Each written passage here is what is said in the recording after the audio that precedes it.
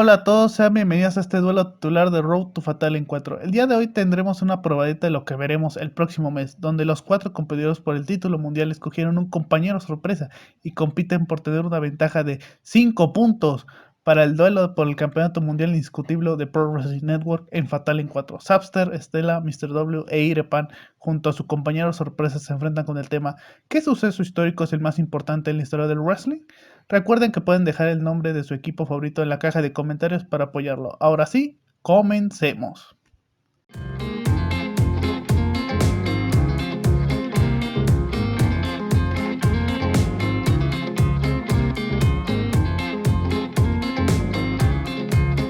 Hablar de un evento que cambió la historia del wrestling es muy largo y elegir un tema es algo difícil de hacer.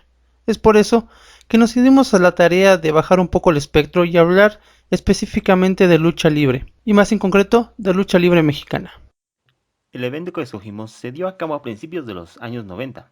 La UWA estaba metida en la peor crisis de su historia, una crisis que años más tarde la haría cerrar de manera definitiva. Y hablando de la empresa mexicana de lucha libre, seguía con su producto, el mismo que siempre ha tenido y que al parecer siempre tendrá. La lucha libre ocupaba un poco de variedad, ocupaba caras nuevas, nuevas ideas, unas más frescas, y existía un hombre que las tenía: Antonio Peña. Peña ya tenía tiempo trabajando en la empresa mexicana de lucha libre, y sentía que no le daban suficiente libertad creativa. Su mente manejaba ideas que en esos tiempos eran difíciles de llevar a cabo, y ideas que tampoco podía hacer. La empresa no le había dado el visto bueno para llevarlas a cabo. Esto provocó que un día tomara sus ideas y se fuera. Antonio Peña no se fue solo, se llevó consigo a grandes estrellas del momento y grandes prospectos que tenían unas ganas inmensas de comerse al mundo y solo querían una oportunidad. A fin de cuentas, esta oportunidad se les dio cuando la televisora más grande de ese momento, Televisa, les dio los recursos. Televisa se unió al proyecto, les dio un lugar para donde ser vistos y además los solventó para poder sobrevivir al principio, convirtiéndose también en su codueño para que después Peña se hiciera con el control total de la empresa y así nació la 3 veces estelar AAA. Triple A siempre intentó hacer un producto diferente, con luchas diferentes, con ideas que en otros lados en México no se habían intentado. Conservaba los conceptos que se manejaban en la lucha libre en México: lucha aérea, la tradición de las máscaras, las grandes rivalidades de la época, pero les dio su toque. Sí, no siempre las ideas de Triple A han sido buenas, muchas de ellas han sido horribles, como sus luchas con famosos, o aquella horrible concepto de luchas a ciegas, pero no se le puede juzgar por intentarlo.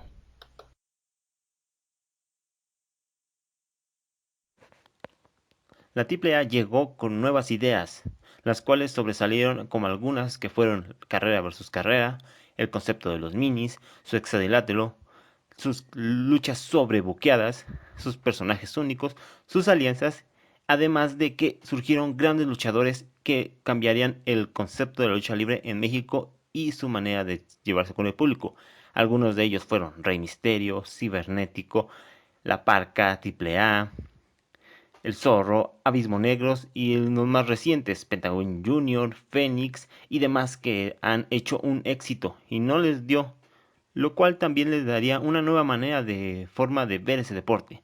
La AAA cambió para siempre la forma de ver y sentir la lucha libre en México, y aunque muchos no lo quieran admitir, la AAA tiene mucho tiempo aún de quedarse en los espectadores mexicanos. Actualmente el concepto de lucha libre es muy popular en Estados Unidos. Y para finalizar, debemos recordar que también fue la AAA la primera en intentar expandirse al mercado estadounidense. Gracias a su pequeña alianza con WCW, luchadores como Eddie Guerrero, Rey Mysterio, Elia Park pudieron llegar a WCW.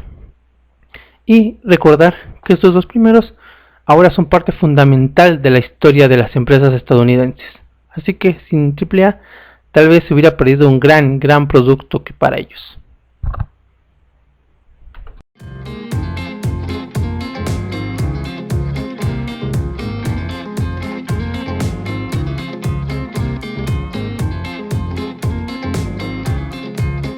A lo largo de la historia de la lucha libre, múltiples momentos han servido para cambiar el rumbo por el que iba este deporte, espectáculo o como queramos llamarlo.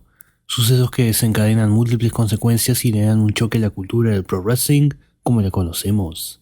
Sin embargo, ¿cuál de todos estos momentos ha sido el más influyente? Cuando hablamos del suceso histórico más importante de la lucha libre, tenemos que tener en cuenta muchas cosas, ya sea el impacto que tuvo en su momento, el cambio que generó y si se discute hasta el día de hoy. En algo tan longevo y con tanta historia como el wrestling, es difícil encontrar un momento clave entre tantas épocas. Sobre todo cuando la media que está creando y viendo estos debates probablemente no ha estado viva para ver la mayor parte de la historia de la lucha libre y se quedarán con lo más reciente, con lo que quedó impregnado en el inconsciente colectivo de la comunidad, ya sea por narrativas impuestas o por la gente que sí lo vivió. Sin embargo, tratando de ser lo más objetivos posible, no hay otro punto de inflexión para el negocio del pro wrestling como el de fines del siglo pasado. Para la cita de hoy nos tenemos que ir a una época de cambio en la lucha libre, los 80. En estos años la lucha libre como la conocemos puede haber cambiado en muchas ocasiones. Es una época que los fanáticos historiadores toman en cuenta muchas veces. Siempre se señala el que hubiese pasado si al hablar de estos años. ¿Qué hubiese pasado si Hogan hubiese firmado con AWA? ¿Qué hubiese pasado si Vince fracasaba con su proyecto de expansión internacional? ¿Qué hubiese pasado si la era territorial siguiera viva? La década de los 80 marcó una transición de deporte arreglado a sensación cultural para la lucha libre. Fue algo extremadamente paulatino y con extensas ramificaciones. Entonces, ¿qué fue lo que empezó todo? O mejor dicho, ¿siquiera importa lo que empezó todo? ¿O es más importante alguna consecuencia de ello? Podríamos mencionar la muerte de Vince McMahon Sr. como el catalista para que su hijo tome la lucha libre y la reforme en su visión para bien o mal. Pero sería raro considerar su muerte como una razón para que esto pase. Todo dependía de otros factores. Decidimos por lo tanto que estos factores importan poco. El momento más importante no es una causalidad, sino una culminación de todo. Vince McMahon había apostado por el mercado internacional y propuso una idea de un mega evento que mezclara el espectáculo y la lucha libre. Así fue como en 1985, mientras los territorios se movían en arenas movedizas, nació el evento más importante del negocio. WrestleMania tuvo su primera edición en frente de casi 20.000 espectadores y millones de personas alrededor del mundo, con personalidades del mundo del entretenimiento y estrellas de alto calibre que había recolectado a lo largo de los años. Hulk Hogan y Mr. T cerraban una noche literalmente espectacular y Vince veía cómo su imperio empezaba a crecer. WrestleMania 1 pinchó en el brazo una inyección que hasta el día de hoy genera debate. Cambió la visión de la lucha libre en Occidente y nos dejó pensando: ¿qué es lo más importante en el pro wrestling? ¿El deporte o el entretenimiento? Tanto así que esa pregunta tomó 2 debates en nuestra Pro Wrestling Network. Pero de algo no hay duda: el dinero habló. La Federación Mundial de Lucha se volvió una moda casi obsesiva por los siguientes años. Norteamérica y su zeitgeist resonó con las narrativas patrióticas, fantásticas y coloridas de Hulk Hogan, Vince McMahon y su Rock and Wrestling. Y así, los personajes importaron más, las entradas importaron más, los momentos importaron más. La WWF, actualmente WWE, consiguió un lugar importante en la cultura estadounidense y consiguió un lugar aún más importante en la cultura de la lucha libre. El imperio de Stanford se llevó al mundo por delante y arrasó con todos los que compitieron contra ellos. Vince McMahon se volvió una figura internacional y un empresario conocido y respetado. El legado de WrestleMania dejó a generaciones enteras de fanáticos con una visión cerrada de lo que era el wrestling. Una visión en la que lo único que importa es WWE y sus intereses. Así que cuando vea a alguien defendiendo los momentos más pésimos de WWE a capa y espada, o insultando a cualquier otro emprendimiento que se atreva a cuestionar los métodos de WWE hasta el punto de lo enfermizo, sepa usted que todo explotó con la incepción de WrestleMania, sus antecedentes y sus consecuencias a lo largo de casi 40 años. Solo basta ver cómo la discusión se desarrolla en Internet, cómo los números de remuneración siguen aumentando para la empresa más reconocida cada año y cómo pueden seguir haciendo lo que se les antoja sin ser tocados, y quizás sea así hasta el fin de los tiempos. O quizá empiece a cambiar y se vuelve obsoleto, no lo sabemos aún. Lo cierto es que todo empezó con un hombre que tuvo una visión. Somos Jairo y Zapster, voten por nosotros y hasta la próxima.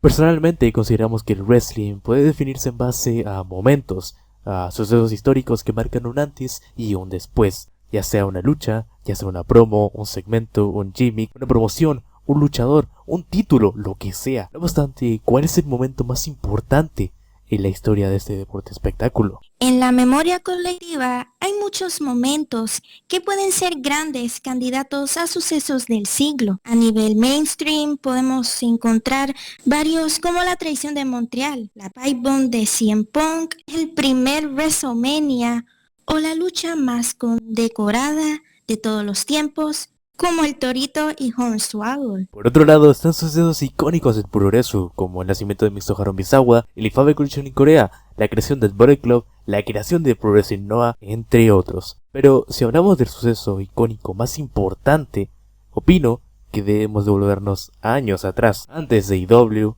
antes de Steve Austin, antes de Kenta Kobashi, antes de Vince McMahon. El suceso en cuestión toma lugar en Francia, en 1830. Antes de cualquiera de los que están escuchando esto nacieran. En esta época, 3 franceses aburridos de los privilegios de la clase alta decidieron transformar un deporte olímpico en un deporte espectáculo, que la gente de su misma clase pudieran disfrutar en tiempos difíciles. Incluso sus nombres se mezclaban con la realidad y la ficción. Aquellos 3 hombres serían Edward, el come acero, Gustave Diavillon, el rompehuesos, y Bonnet, el buey de los Alpes Bajos. Vaya nombres.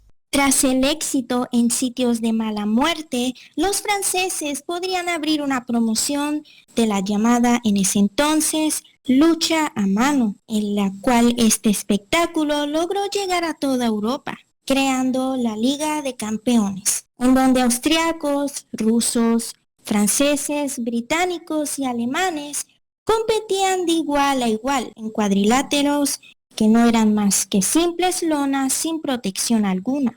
De hecho, por estas épocas las peleas de sumos estaban cobrando popularidad en Japón. Sin embargo, en 1887 los japoneses decidieron crear un torneo de lucha libre sin límite de pesos siguiendo el estilo europeo que parecía dar frutos. Sin embargo, el epicentro del deporte se dio en otro lugar. En Gran Bretaña se instaurarían los conceptos claves que hoy conocemos, como el face y el heel, el kayfabe, los resultados previamente establecidos, y todo se consolidó en este país. Como ya se deben imaginar, esta moda dio un salto desde Gran Bretaña hacia Estados Unidos. El resto es historia. Es entendible que este suceso no sea tan conocido como los mencionados al inicio, pero eso no quiere decir que no importe, ya que es gracias a estos 3 franceses que hoy en día gozamos de nombres como Kenny Omega, Johnny Gargano, Finn Balor, Roman Reigns, John Cena, entre otros. Porque podrán contarme por milésima vez la historia de Ricky Dawson y sus estudiantes. Podrán hablarme de que la verdadera lucha libre comenzó en México, con la llegada del CMLL. Jim Cornette me podrá contar otra vez la época de los territorios, pero para que eso siquiera sea importante, el gran comacero Edward logró una racha invicta de 12-0 contra cualquiera que se atreviera a competir con él. ¿Quién te conoce, Undertaker? Es por esas razones que el suceso más importante en la historia del wrestling es, hipotéticamente, la creación del wrestling.